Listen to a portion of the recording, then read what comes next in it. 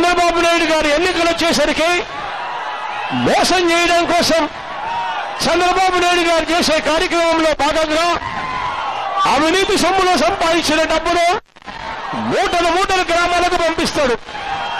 ప్రతి ఓటర్ చేతులను 3,000 రూపాయలు డబ్బు పెడతాడు. ఆ 3,000 రూపాయలు డబ్బులు పెట్టినప్పుడు ఆ ప్రతి ఇంటికి మీరు వెళ్ళండి.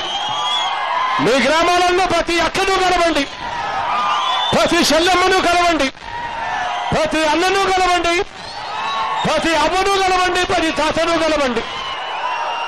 ప్రతి అక్క దగ్గరికి వెళ్ళినప్పుడు అక్కకు చెప్పండి, అక్క చంద్రబాబు నాయుడు గారు ఎన్నికలప్పుడు ఇస్తా ఉన్న ఈ 3,000 రూపాయల కోసం మోసపోవద్దక్క, 20 రోజులు ఓపిక పట్టక్క, రేపొద్దున మనందరి ప్రభుత్వం అధికారంలోకి వస్తుంది, అన్న ముఖ్యమంత్రి అవుతాడు.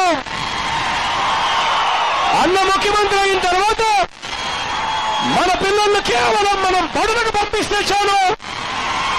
బడులకు పంపించినందుకు సంవత్సరానికి 15,000 రూపాయలు ఇస్తాడన్నా అని చెప్పి ప్రతి అక్కకు చెప్పండి, ప్రతి చెల్లమ్మకు చెప్పండి. ఎన్నికలప్పుడు చంద్రబాబు నాయుడు గారు చేస్తున్న అన్యాయాలు అన్ని ఇన్ని కూడా కాదు. దయచేసి అందరూ కూడా ఆలోచన చేయండి. ఇవాళ మనం యుద్ధం చేస్తా ఉన్నది ఒక్క చంద్రబాబు నాయుడు గారితోనే కాదు, ఈనాడుతో చేస్తా ఉన్నాం, ఆంధ్రజ్యోతితో చేస్తా ఉన్నాం, TV5తో చేస్తా ఉన్నాం, ఇంకా అనేక అమూల్యమైన ఛానళ్లతో కూడా యుద్ధం చేస్తా ఉన్నాం. వీళ్ళంతా కూడా రాబోయే 20 రోజుల్లో ఇంకా పెద్ద డ్రామాలు చేస్తారు. ఉన్నది లేనట్టుగా చెప్తారు, లేనిది ఉన్నట్టుగా చూపించే కార్యక్రమం చేస్తారు.